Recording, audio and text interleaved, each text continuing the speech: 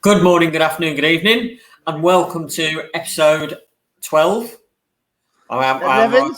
11? 11. Oh, see, we're Episode 11. episode 11 of the RBNY UK podcast, presented by NY Red Productions UK. My name is Scott Humphreys, and as always, I'm joined by my very, very good friend, Luke Hume. Good evening, Luke. How are we?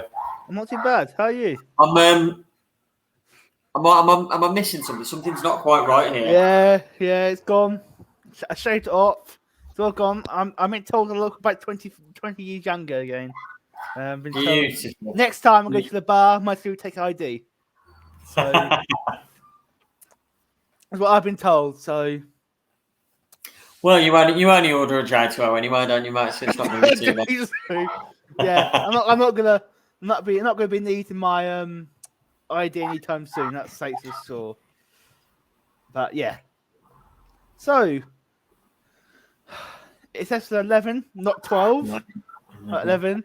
And we're going to be joined again by our good friends of the show, Anthony Merced, who's actually also on the discussion group podcast last night. We were watching, is it last night before one of the nights? My days are gone. Busy man. My days are gone. It was like 2 a.m. here. It was late. And he's going to be joining us from the other side of the Atlantic very shortly. But not a great result of the weekend, Scott. No, we've just obviously come off the back of 1-0 away defeat to rivals DC United. Goal from Ola Kamara. Frustrating week, but hopefully we can pick it up next week. Let's hope so. Like, it could be a hard game against the first. We get to that a bit later. But is it time to roll the titles? Click the button, mate. Click the button.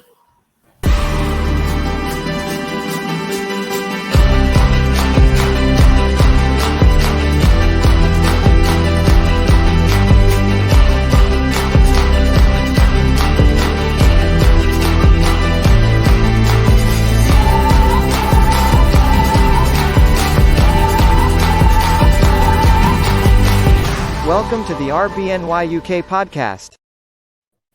Oh, that's the wrong one. I get it right this time. Nearly got hit. We'll get there. We'll get there eventually. I mean, I'm now joined by the legend. I think is legend actually doing the right word? Is that doing dip service? Possibly dip service. It's Anthony Merced. Good evening. Hello. Good afternoon from this side of the world. I don't know if I get legendary status yet, but I feel like I'm getting there. Yeah, in our eyes. You're a legend in our eyes, Anthony. Oh, thank you. Right, okay. Obviously, we've had you on the podcast before, but for those people listening that don't really know who you are and what you do, can you tell the world exactly what you do and what you're up to? Sure. I am the editor-in-chief of Red Bull News Network, so please go to that, redbullnewsnetwork.com. And you can see we cover everything as much as possible as we can at the moment from the Red Bull Global Soccer. So New York Red Bulls, Red Bulls II, RB Leipzig, Red Bull Salzburg, and we're really, really, really working hard on getting the Brazilian team in there. It's just there's so many games to watch that we just don't have the time to get all of that in just yet. Fantastic. I got your website on the banner there so people can see it. Look at that. It's beautiful. It's nice and long, and it's so difficult to put together. And if you start typing it, sometimes Salzburg comes up first. Oh, it's fair. We get that with Red Bull. So RBNY, people get that happens all the time to us. We are live on Facebook. We're live on the discussion group on Twitter as well. You can get involved, have your say. We'll be asking later on a new subject, but a subject, and Anthony will feel my pain after on being on the discussion group. Make sure you need to give us permission. You need to go to streamyard.com/Facebook. Otherwise, we don't know who you are. And it gets to the Facebook user, and it's a right pain, to be honest. So do that, and later on the show, we'll read out your comments. But first of all, the big news it was not such big news. It was when it came out. It was obviously another lawsuit from Lukaku. The market's going on for going for a long time. So basically, the latest lawsuit is being answered by his representatives, saying he basically misled Lukaku. What do you make of it, Anthony? This is just another attempt at trying to recoup money for what would have been the equivalent of what a transfer fee would have been based on the amount of money that they say they have spent to replace him. Now we can talk about whether or not they actually have replaced him or not. But this is an attempt to get even as much as possible for a situation which, from the outside, without being internal, looks like Red Bull did everything according to MLS on the up and up. So now they're stuck in a situation where they have to resort to legal actions, because I don't think that the team in Saudi Arabia really cares what New York thinks about the issue. They've got the player, he's playing, and he's banging in goals and assists. Yeah. Do you, Anthony? Do you think there will be a big disparity in the money that we'd have expected from a transfer to that we're expecting from going down a different route? It depends on what Red Bull thought they could have gotten for Kaku. It's so odd because there aren't large numbers. I mean, you guys in the UK see these ridiculous numbers for transfers. What was it? What did Varane was 50 million or something like that? Sancho 73 million. Yeah, which I think is the equivalent in dollars of like $90 million. None those are not the moves that we get over here. I think our biggest ones have been like 16 million. I think Miguel Almiron or Alphonso Davies may have ended up a little bit more than 20. I think Almiron was 24, if I remember correctly. Yeah, so they're talking about recouping money, but I think 5 million probably is a fair 5 to 6 million. Oh, they probably would have liked 10. Had he had another consistent season, perhaps they could have maybe gotten that. Yeah, I mean, it's like we were saying when we had Daniel Forsting on last week. Yes, he wanted to do it for 18 ages. There's a way to go around leaving your team. Like, this way of being respectful to him. He just wasn't. He wanted to go.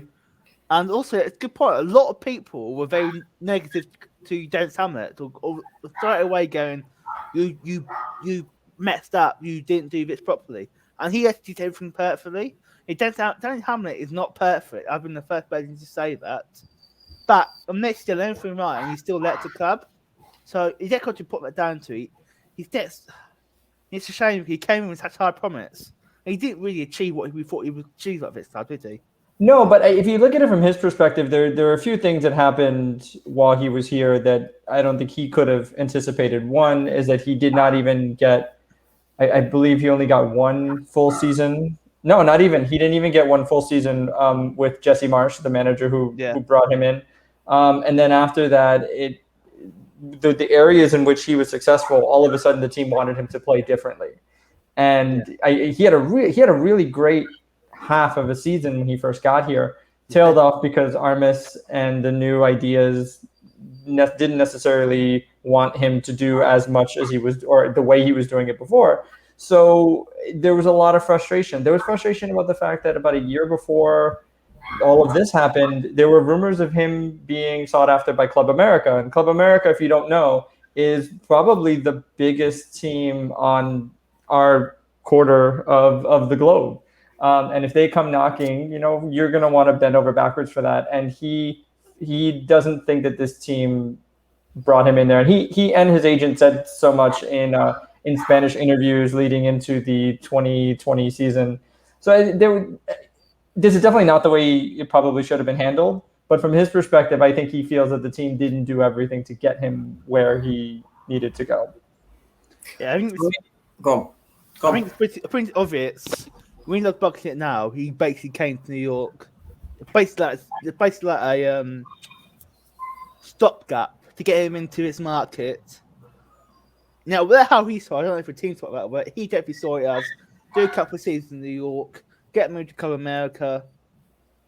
Like you said, it's bigger club in North America. You're going to play Champions League every year. It's better move, but the team didn't handle it great. He wanted to leave, didn't let him go. And you really keep it a happy player?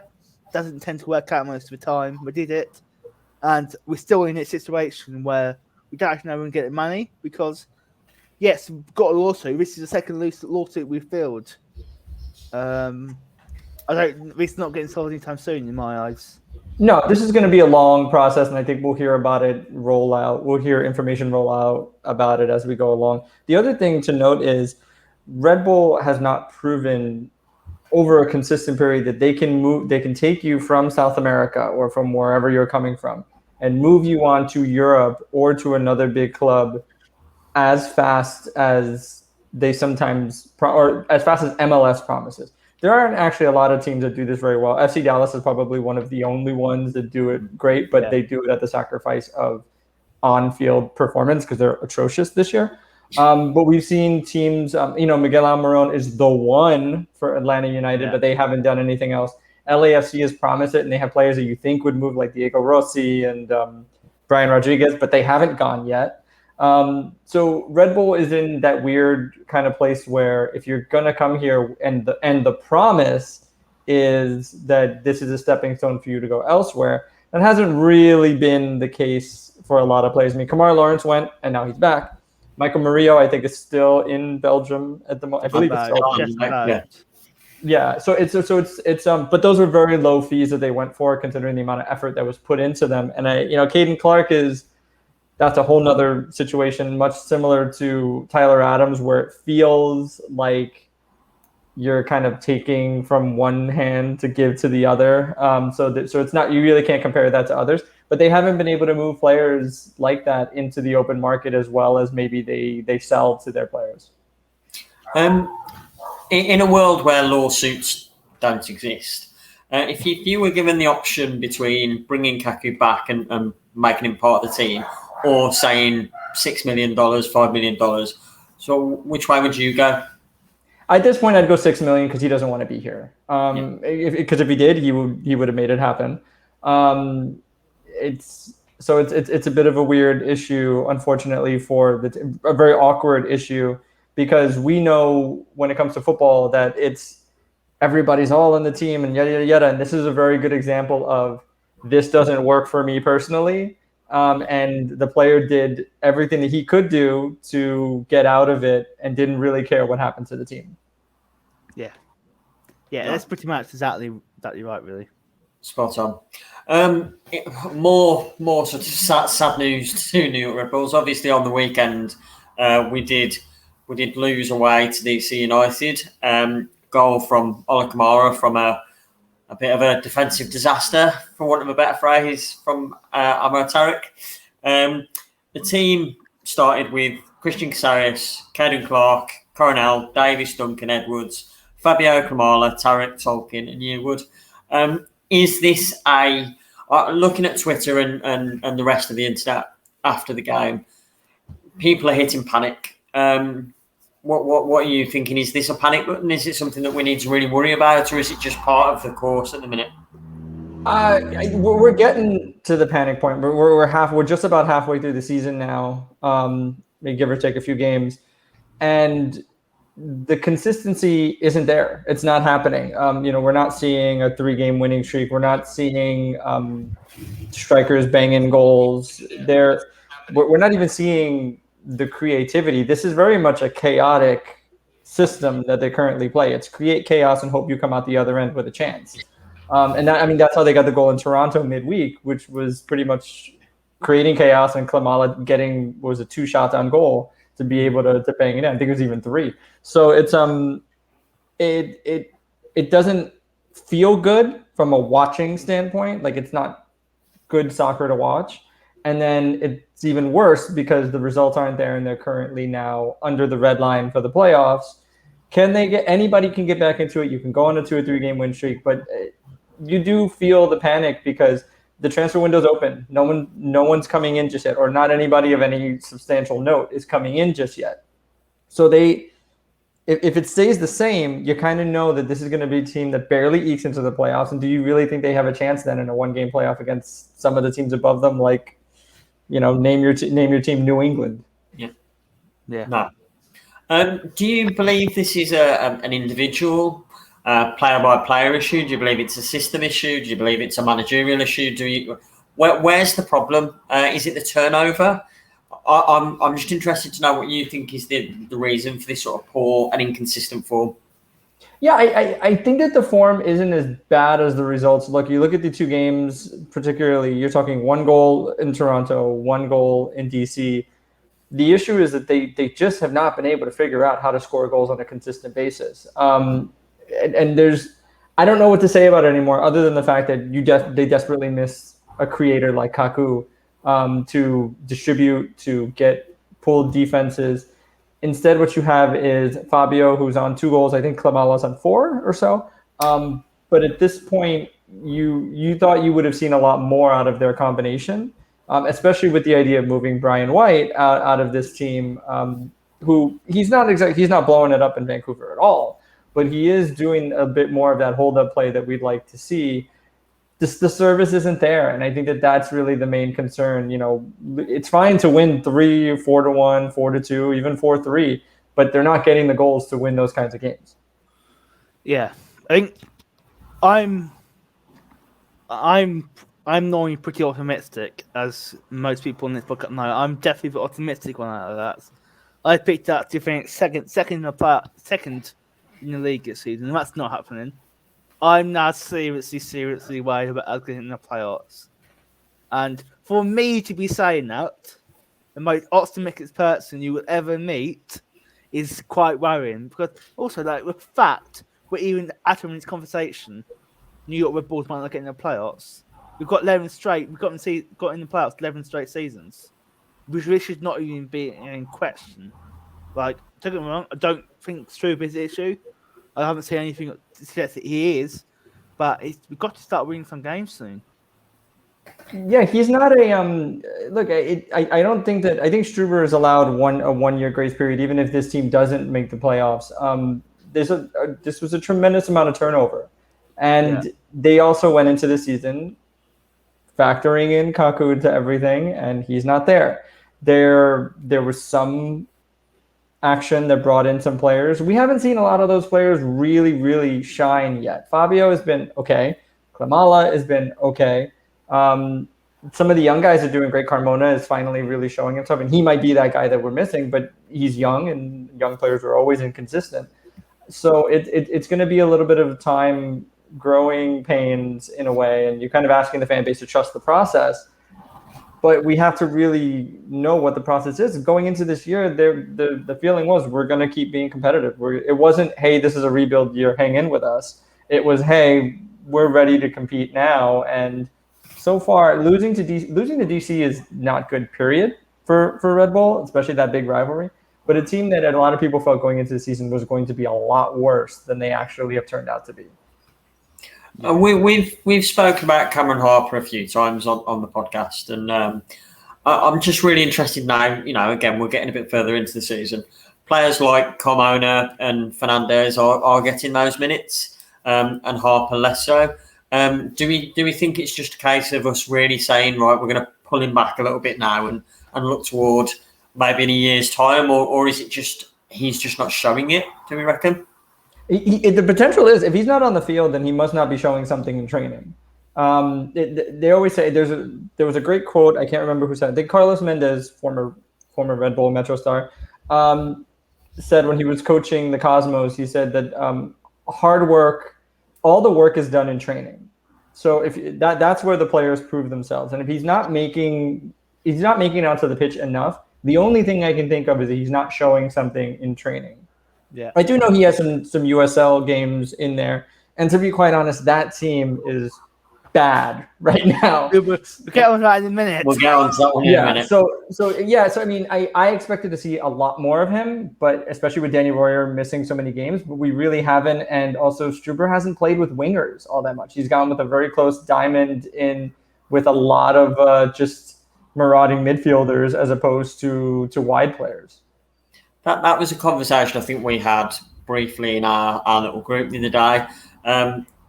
The lack of creativity, the lack of goals coming from a very sort of centralised game with the likes of Royer, Fernandez, Harper.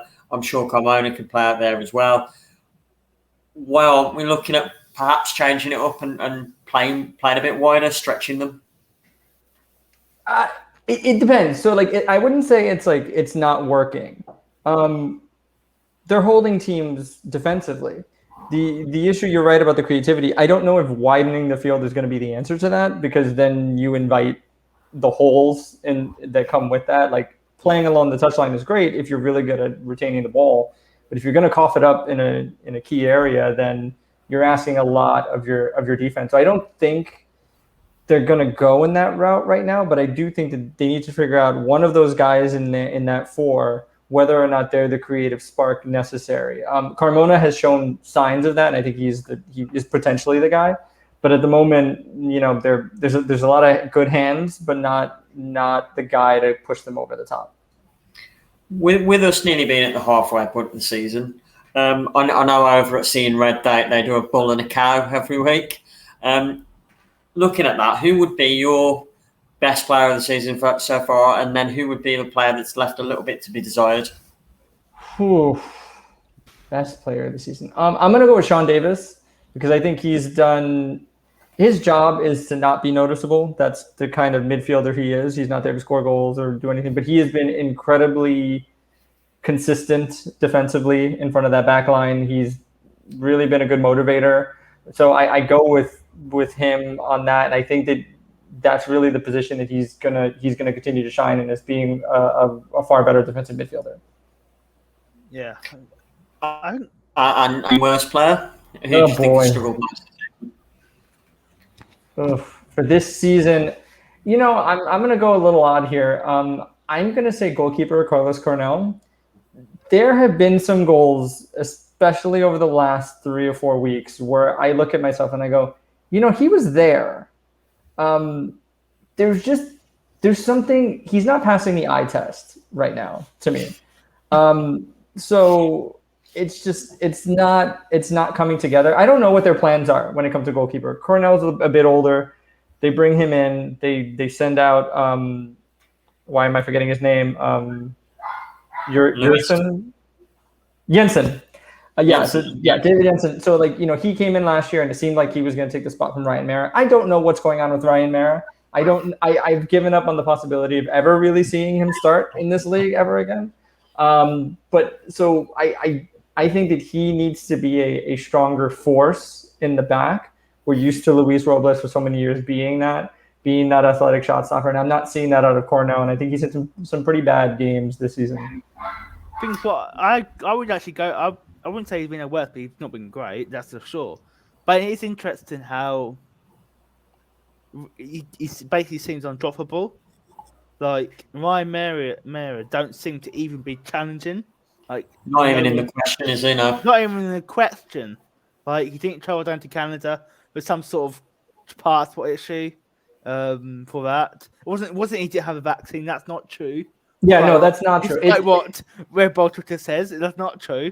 Yeah, I don't know what the exact issue is, but it has something to do with paperwork. It's not it's not something that he did, or it. From what I've been told, it was a logistical thing, and anyone who's ever tried to go and do work in Canada knows that it can get a little weird. I was banned from Canada for a while for that reason, but like it's not anymore though. It's weird. There's all these kinds of loopholes that you can accidentally fall into, especially as a soccer player. Yeah. So he's not even the question. He's not even a question. And I think it's a very strange case of a goalkeeper. He's nearly 30. He's made 35 appearances. He made 36 career appearances in MLS. He's made a few more in USL throughout the years. Open Cup as well was Mara's competition. Yeah, but he's not.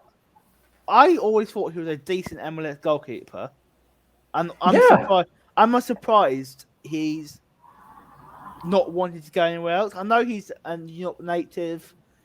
He went to Fordham University. He was Ryan said, but he's a good goalkeeper. I don't understand why he's not wanting to go elsewhere. Yeah, he got his chance with NYCFC as well, and hit the injury wall there, and Josh Saunders took his place. Saunders was supposed to be his backup. Very, very similar to how Luis Robles was when he was here, was the number 3. In that, Mara was 1, started a bunch of games that season, got injured. Bill Gaudet took over. Bill Gaudet got injured, and then Robles came in and never gave up the spot. It felt when Robles was going to go that Mara was going to be the guy. And then game one happens, and we're all kind of looking at ourselves going, who's this Danish guy? And why is he wearing a baseball cap? But it never quite, it has never clicked. I don't know why, but for some reason, seems to be the bench guy forever. It's really odd. It's odd, and you got to give it to him. He's never moaned, like even because obviously he was doing like during the Robles days. Like who was that bloke we had when we won the Shield in 2015? Carl Renich. Never going to play. Yeah. Like Bacon's being a backup to Lewis Robles. You might have well stayed at home. Yeah, and Rainish had come off of winning the NASL championship the year before and starting every game for the New York Cosmos. So his call up was to kind of, well, not a call up, but like his move, I think in his mind was the chance for him to play in MLS. No, it's very rare that goalkeepers go on the kinds of stretches that Luis Robles went on. And so you're kind of just sitting there waiting, okay, I'm going to get my shot. He's going to, his calf is going to seize up in a game, and, I'm going to get that chance. And it never happened for him. No, I think like Lewis Robles, on a day, he was a fantastic goalkeeper. Now, and he was a great guy. And I was very sad when he had to leave. I understood why he left, understood the reason behind it, but it still was a very sad moment when he left. It was the end of an era, really. I don't think you can tell, like, with 15 to 20 era, he's definitely gone now. It's an era. And, like, what is interesting, I think it'd be interesting to see what happens at the end of the season. I believe, I might be wrong, but his contract is out this year, Mera? I believe so, yes. So it'd be interesting to see what happens. Do we take up his option? Because, like, he's not on that max money. He's an American born, so he didn't take his international slot. But would you want to go? It looks like he's going to be number 2. Like, he's not getting in here. Well, there is another team in New York coming in next year, so if he thinks he can do something there, he can maybe sign for Queensborough. I'm not sure. I believe he's also going to be entering the free agent market, which is now a new thing for MLS. So he can sign pretty much anywhere he wants. If he really wants to stay in the New York area, I can see him playing for Queensborough FC. They're going to be a lot more serious in the USL than any other local team has ever taken that league, and they're going to be playing in New York City. But at the same time, I mean, go cross country. There are teams that desperately need goalkeepers. I think Houston is one of them. Lots of teams that, I mean, just, I don't know if he wants to do this to himself, but he can go to Miami and see how that goes. Ironically, he'll be coached by Lewis Robles. Ironically. He's a goalkeeper coach here. Well, I didn't realize the other day, which is that team. Oh, what did you guys do to America? You guys sent Phil. You guys did the worst thing ever. Oh, you we're guys so sent happy. a Neville over here. We're so happy. It's sabotage. It's what it is. We're anywhere near Red Bulls. We're still bitter. We're still bitter because of the revolution. We're still bitter about the revolution. And so you send us a like. I mean, you must have not have hated us too much because you didn't send us Gary Neville. Yeah. Oh, I love Gary Neville. I'm sure they love him in Malaga too. Yeah, it's kind of you two lives in Malaga, but I mean, that Miami team. Oh God, thing is, Miami is a favorite team in MLS now. It is in the UK. It was 10 years ago. It was Galaxy, and now it's Miami. They took all of your retired players. Yes, it's Snodgrass and everybody. It's Ryan Shaw. It's the Ryan Shaw. Ryan Shawcross and Kieran Gibbs on their. They're bringing back the retirement league, aren't they? That's what they're doing. It's not David Beckham. It's Ryan Shawcross. Yeah. David Beckham is. You guys are over David Beckham. David Beckham's like, you guys don't want to hear about him anymore. No, we don't want to hear about him. All about the Red Bull shots. It's like we don't want to hear about Lothar Matthäus or anybody like that anymore. We don't want to hear about those guys anymore. No. Right. So from one poor run of form from one Red Bull team to another. Last time out, Red Bulls 2 fell at MSU 3-1 to the Pittsburgh Riverhounds. Surprisingly, Matthias Jorgensen, $2 million man, came on with 8 minutes to go. and had just a single touch. What do you make of the two so far this year? I don't really think there's much to say on that one. And more importantly, how about Matthias Jorgensen and his future at the club? So, first, the team. There's a tremendous amount of talent on that team right now. Jake LaCava, Omar So, they will be moving to the first team a lot quicker than I think people anticipate. But as a cohesive unit of a team, they're atrocious right now. The defense is made up, is patched together at this point. And maybe that'll change coming up. But Mandela Igbo has done his best to be on that back line. The other thing is too, they are children playing against grizzled men. Pittsburgh is a team that is drilled on what you call over there the dark arts. They are really, really good. Like, if you're fast and you're athletic and you're everything, okay, let's see how fast you are when you get a kick to the shins. And to be fair, that's kind of the way lower division soccer always is, and it's no different here in the United States. So they have not been able to adapt to that. They also have this weird thing where, and this might be focused, this might be experience, but they'll get chunks of the game where they are flying. They look amazing. And then there's other chunks, like 15 or 20-minute chunks out of the game where everything falls apart for them and the opposition takes advantage. And that's where they leak goals. They do all kinds of silly things, which is to be expected in a team so young. The issue is, though, is that being in the USL Championship, I don't know if this is the proper place to help them gain confidence, considering the teams are just getting better. They're bringing in better names, specifically from CONCACAF. And it is just, they're not an embarrassment, but they're just a bad team right now. Yeah, that's the thing. I think also, they ran the USL Cup in 2016. They ran the regular season. And that team was just the perfect timing. You had pretty much some of the best upcoming talent. You had Tyler Adams, you had Derek Etienne. You had basically most of them players who was in that 2016 team somehow went on to MLS. A good chunk. You think Ryan Mera was in the 2016 team. And he just not quite got the plan. 2017 was okay. He did all right in 2017, actually. Did they make this Eastern? They made it Eastern Conference final. Yeah, they lost on penalties in that one. Yeah, so they were very close to going back to back USL Championship games. Yeah, obviously since then, last season they didn't make the playoffs, but last season didn't they play like 14 games in USL last year, something silly like that. Yeah, it wasn't too many. I mean, they got a season in, or at least the equivalent. I think it was like 16 games. Yeah. That was a weird year. That they didn't do well, but I don't want to blame them too much for that, because their system, their style was always to pull from the first team, and that just went away completely. 2019 was the year where things really, really fell apart, because they had a really good start. They sustained it, and then in the final third of the season, I think their final 6 games, they lost almost all of them and fell in the standings quite dramatically, and then had they finished 6th despite all of that, and went out in the first round of the playoffs, unfortunately. And then from there, it's been rough. They've been stripped of talent, and it's not an endless well. So when you go to it, the next batch may not be as good as the one before it. And so if they're not going to fill in the gaps with veteran players, this is what you're going to get.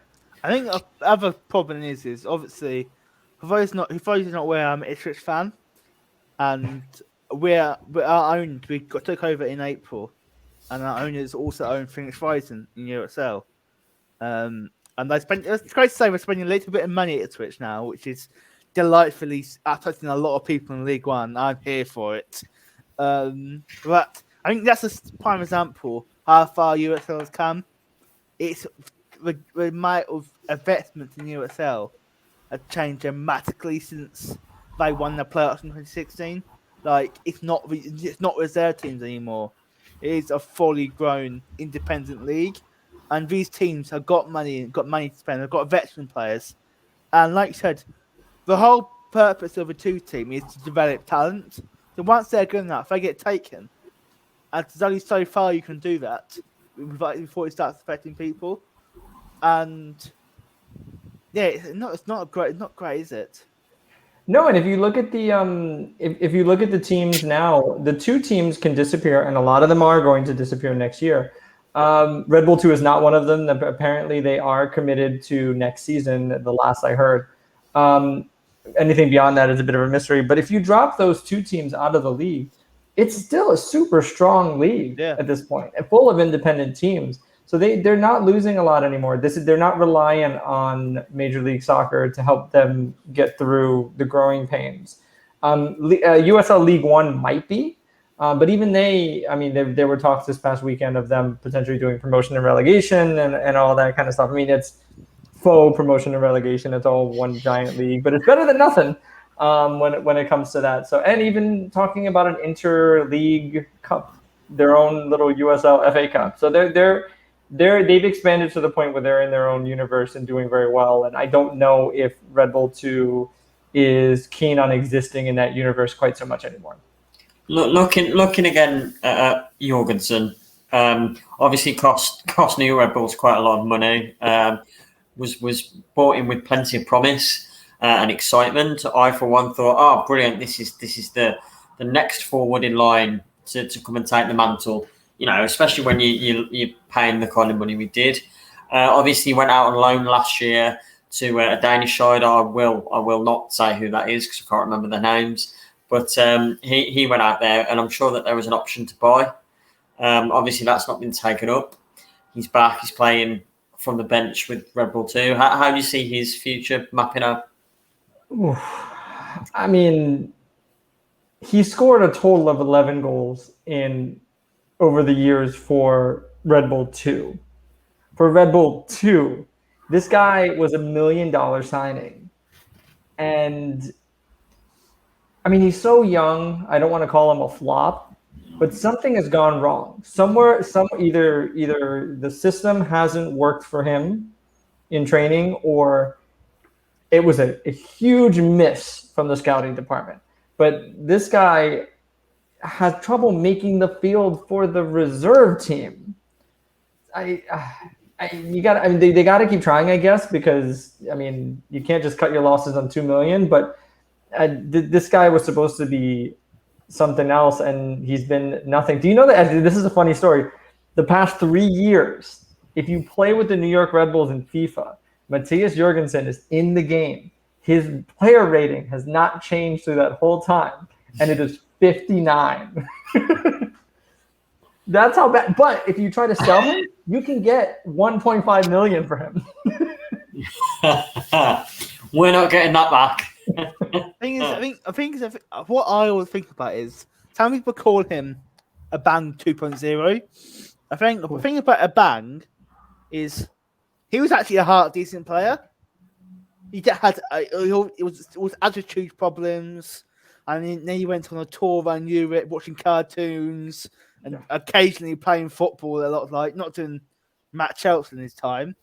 He was actually a decent player. He scored some goals in that 15 season. Yeah, he did. And he was actually put in the lineup in a way where he would interchange with Bradley Wright Phillips. They weren't. It wasn't two striker, but they would kind of be. One would be on the wing and one would be up top, and they would switch off. He showed a tremendous amount of promise. And he played MLS games. Jorgensen hasn't even been able to do that. I think the thing about Jorgensen is also he was brought in. When you brought him in, they made such a big fuss about him. There was meant to be like a marquee signing, and come on, £2 million is not. That's one of our biggest fees. That's not a. We put it in perspective. We paid 2.5 million for Tim Cahill. We paid 2 million for the kid from Danish. For no, when you look at that, when you put that in perception, it's good. But also, you might get Tom Edwards for that. So that's basically our plea to the profits. By Tom Edwards. We love him. Right, but yeah. He's not quite gone to plan. That's safe to say. Like he went on loan, had an option. Weirdly, after playing one game, I didn't take his option up. I don't know why that was. But he's back now. Made it two's bench, came on, made one touch. Admittedly 8 minutes to go, but still, when you're a striker, you should get more than one touch in 8 minutes. Will he get a game? He can't even start a game for the twos. He won't. Well, I mean, you can't put him against up after Omar Sow.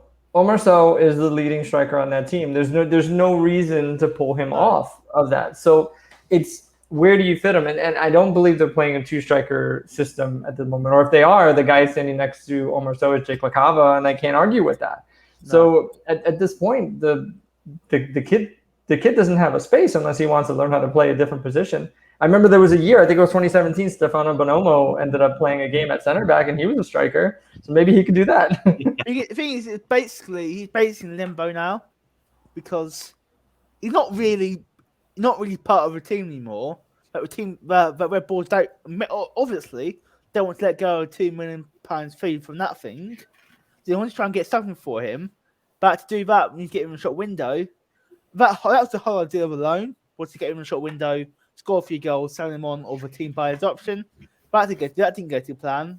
I imagine he'll go out on loan again somewhere sooner rather than later. I can't see him hanging around, but I might be wrong. No, he's got to go somewhere, and he's got to either show he can do it, or they're going to have to move on. And there've been a lot of these, by the way, and I think a lot of people don't talk about it. There've been a lot of misses since 2015 with in the transfer window. You know, guys like Matthias Jorgensen or Gonzalo Verón.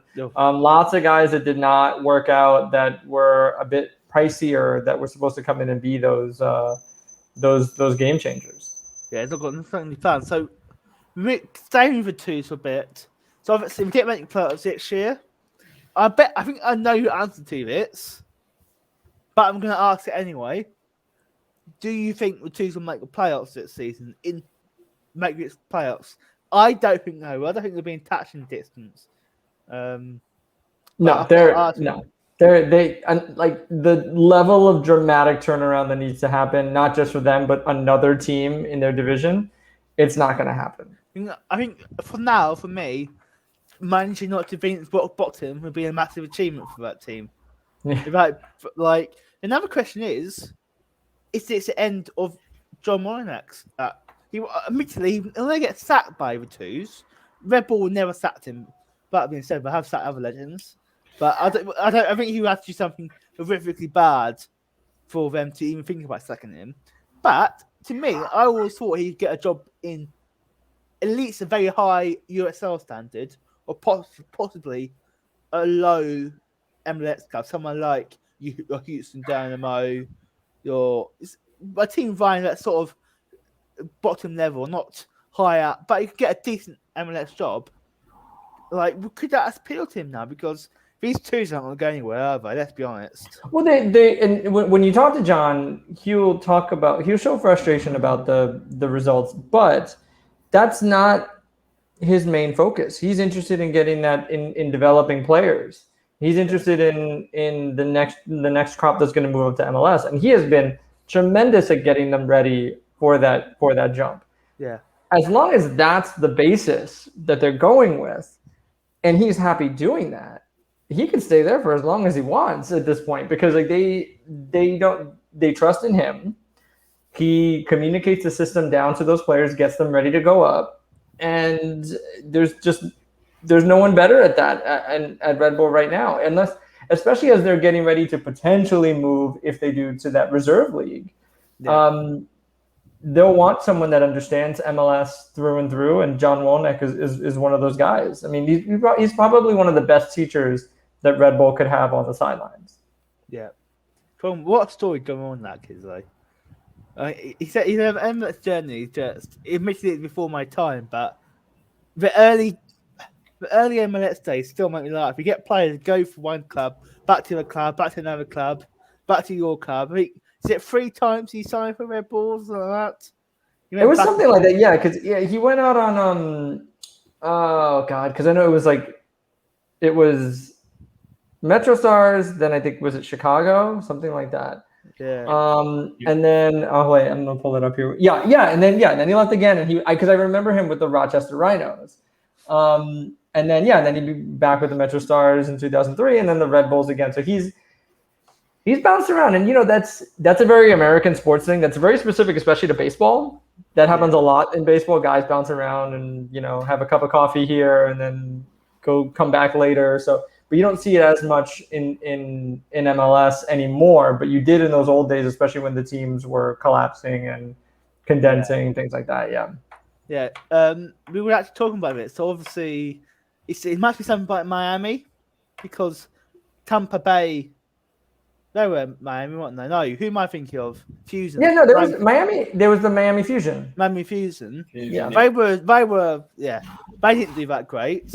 Now Inter Miami is being run horrifically. I mean, I don't think they'll contract Inter Miami because that's worth so much money to them, even if they finish bottom of the year because David Beckham. That's worth a fortune. But it must be something about Miami. And ironically, they'll both play at the same stadium. I just love that. I love the fact that they both play at the same stadium and both of them are shit. Yeah, Miami, and there's a lot of hits and misses with MLS expansion. For every Atlanta United you get an FC Cincinnati or an Inter Miami. FC Cincinnati's getting it together, but it's now been a few years. FC Chivas, is that it? Which one is it? Before the LSFC, who was that? Oh, Chivas USA. Yeah, so it's basically another. They basically have LIC are basically them, but under a different name. Yeah, so technically LAFC is the rebrand of Chivas USA. Yeah. So because the guys who came in and bought Chivas USA shut it down for a few years and then redid it, and now it's amazing. It's bonkers. For every one of those you get that, and or you get a pragmatic approach like what's happening in Austin. They're not great, they're not bad, and they really love the color green. So how can you argue with that? But it's really hit or miss, and it has been incredibly missed for David Beckham and his crew, especially because this year David Beckham made it out that he was going to be the one to guide them. That's why Phil Neville's here. That's why a lot of his friends are here, and it's even worse than it was last year. No, what plenty of help. Probably didn't help. They employed his best mate. Did him a lot for him. That probably didn't help. And didn't Andy achieved with the Lionesses, pretty safe to say. That probably didn't help. I'm gonna throw it out there right now. That probably didn't help. Yeah. How do you sort out a mess like Inter Miami? We're 2 years deep now. How do you sort that out? How do you bring that to some sort of fruition? So you have to get a front office in that wants that's going to pick a direction and that understands the league. You're going to have to wait out some bad contracts, or you're going to have to essentially eat the money that some of these transfers were and just get rid of them. So you're going to have to move Higuain or Pizarro or Matuidi. I mean, technically they lied to pay Matuidi anyway. But they have to figure out how to move some of that money out so they can bring in the proper players now. Not flashy players that are going to get the job done. They're under stress too because they've been penalized for some of their issues of how they went about their signings. So, I mean, they can do it, but it's not going to be easy, and the fans are going to have to sit for a few years while this team is very bad. Yeah, it's not great at all. We're going to take a quick little break now. We'll see you in 30 seconds.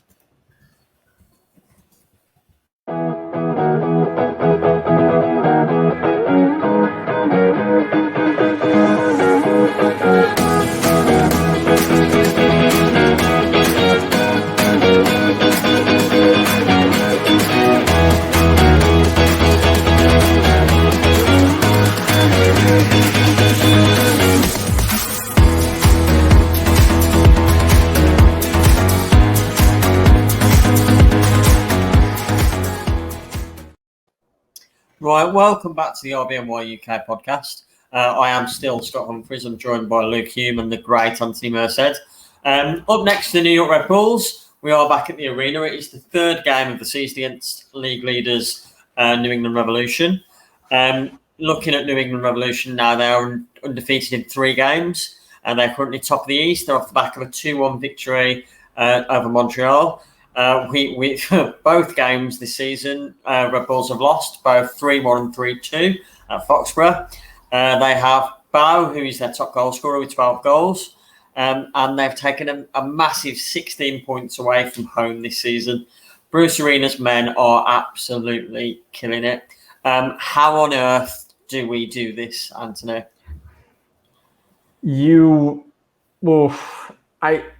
I don't know if they can. You have to rely on the fact that Matt Turner's not with the club right now because he's with the U.S. men's national team at the Gold Cup. So, which I believe they play later tonight against Qatar. So, go USA! But they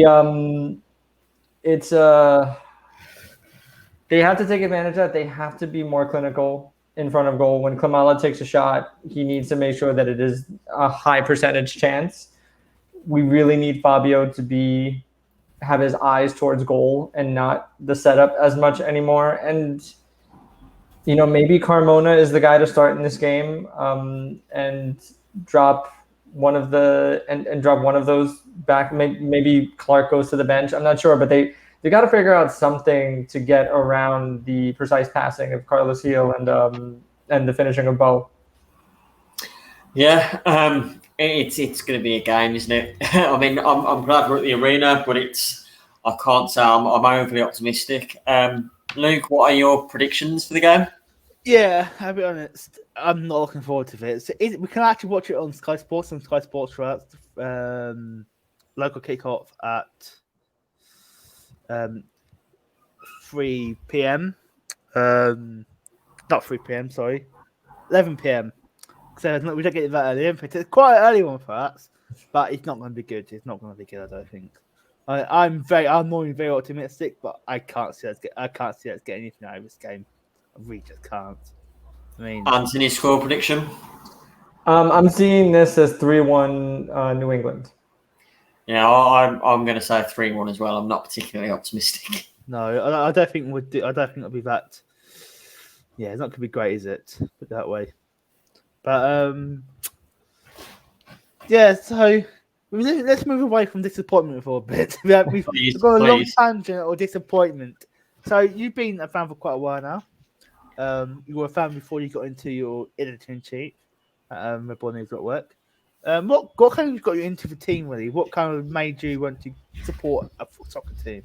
And more importantly, Red Bulls. So I actually went in and out of MLS a lot. I started watching soccer in, I want to say 95 or 96, and it was because early morning on ESPN.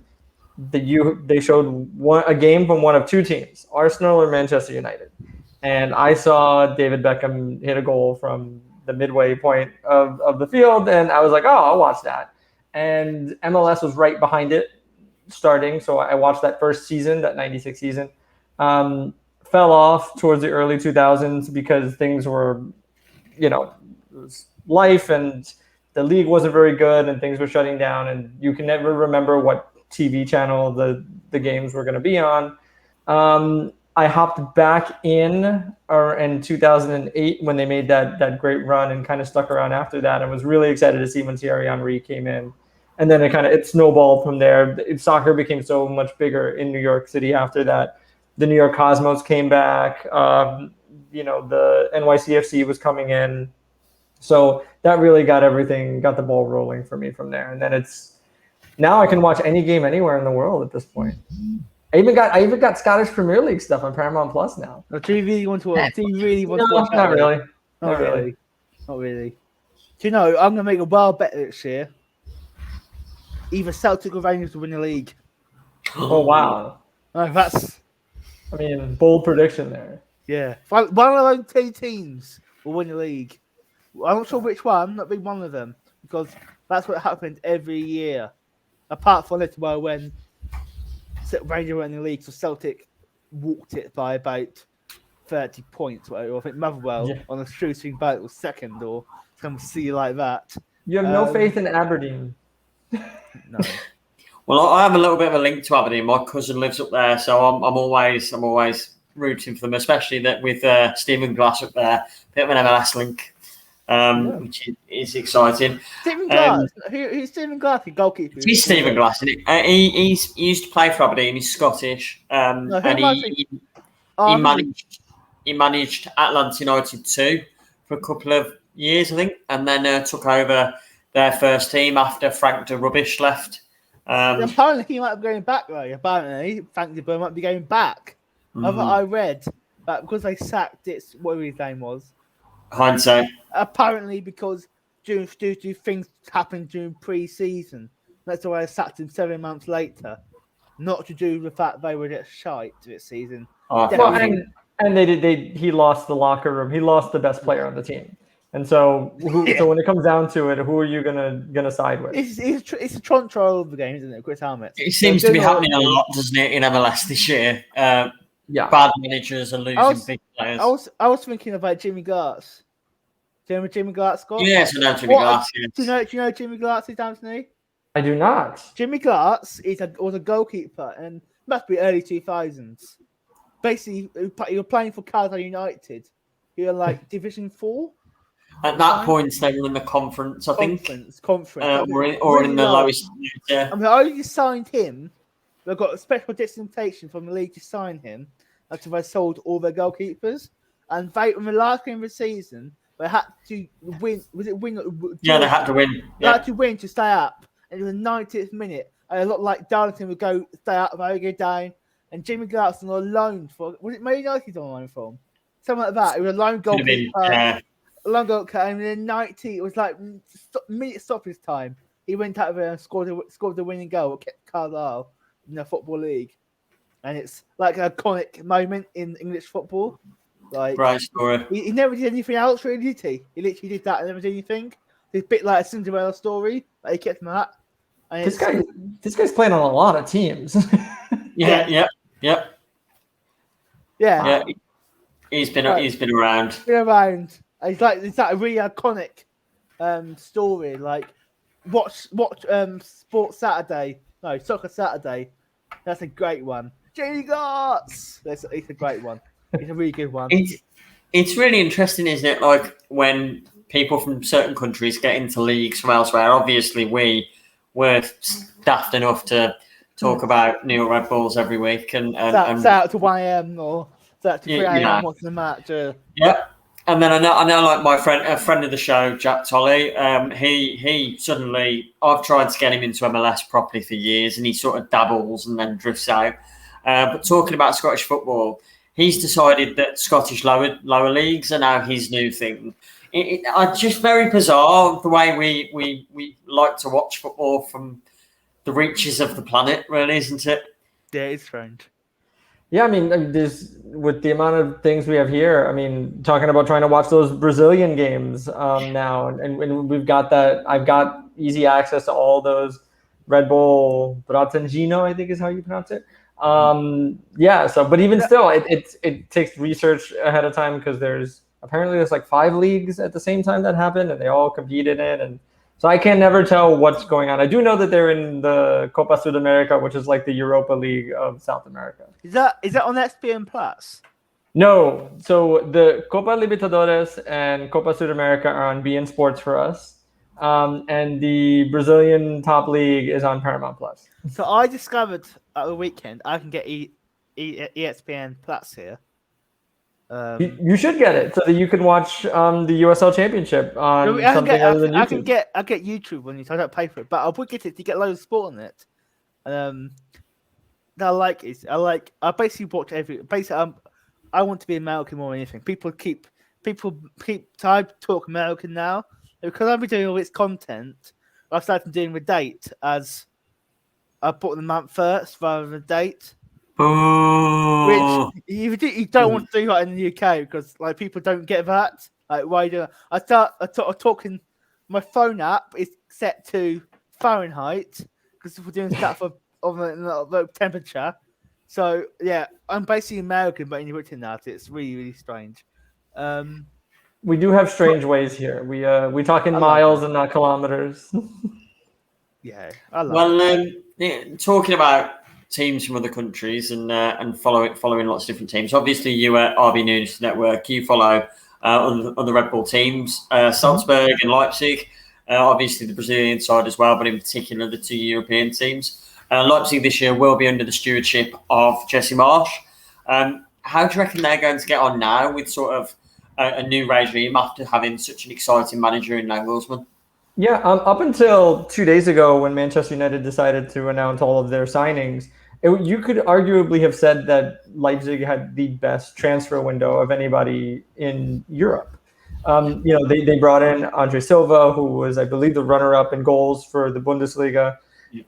Really, really kept Frankfurt afloat. Unfortunately, they did not qualify for the Champions League, so they became sellers, and Leipzig was able to hop in and grab him. He spoke very highly of Jesse Marsch and said that Jesse Marsch was in contact with him a lot, and their conversation is one of the reasons why he signed.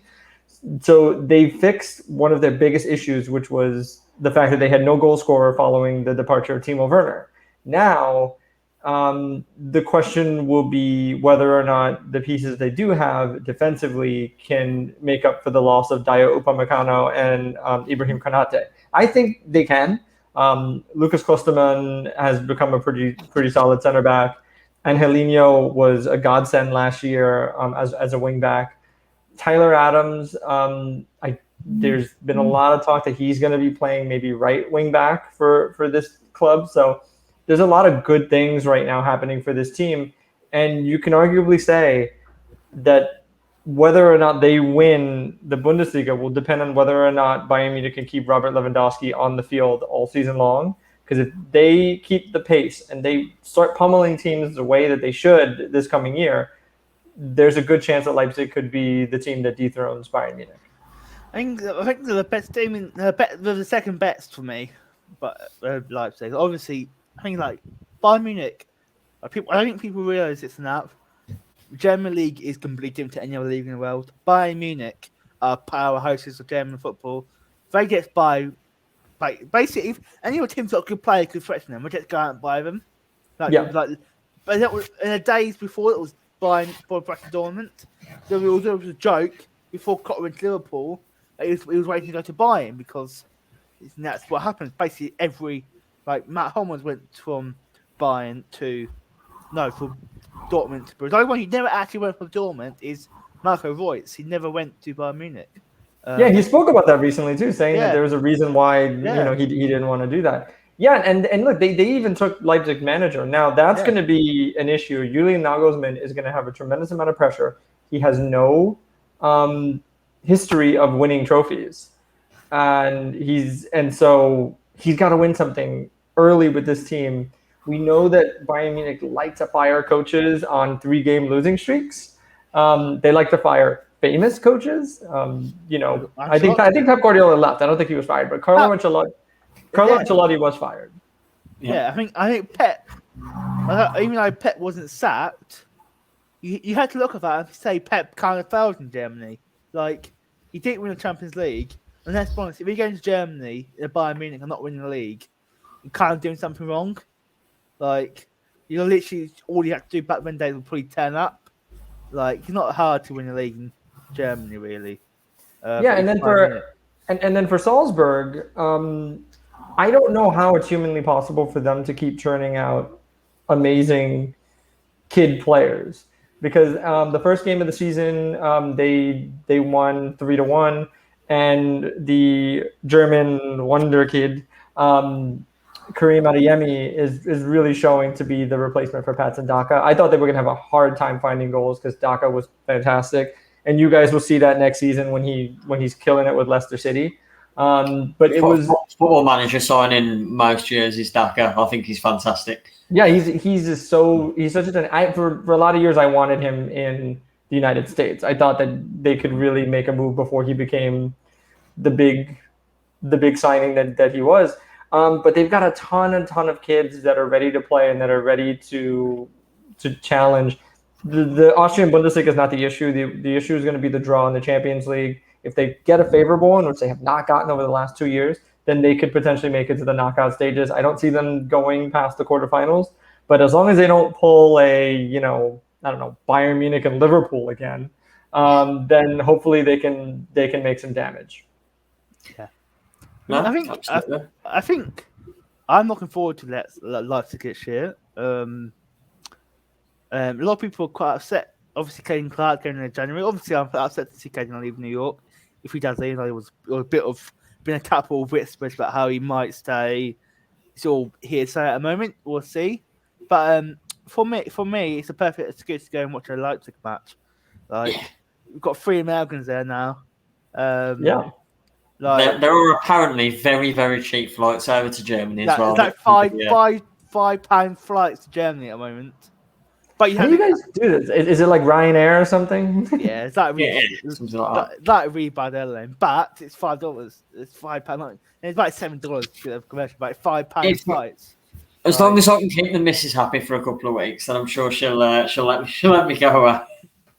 Yeah, we went to Clayton Clark's there first, then we can get to see Clayton, and then but no, I love Jesse Marks. Jesse Marks was the first manager I ever knew. I was gutted when he left Red Bull, so I'm looking forward to going and seeing him again. And I've got no doubt about Jesse Marks will be a Premier League manager in 5 years. There's no doubt about it. I hope that paycheck is great for him, because the abuse that American managers, Bob Bradley got the abuse. An American in the Premier League is just painful. The idea of it. But I think Bob Bradley was at Swansea. Like, he won't go to Swansea. That's what I think. Like, if he does really well at Leipzig, wins the league at Leipzig, he will get a top 6-7 job. Like, Tottenham. His name was whispered. Obviously, I'm a Wolves fan.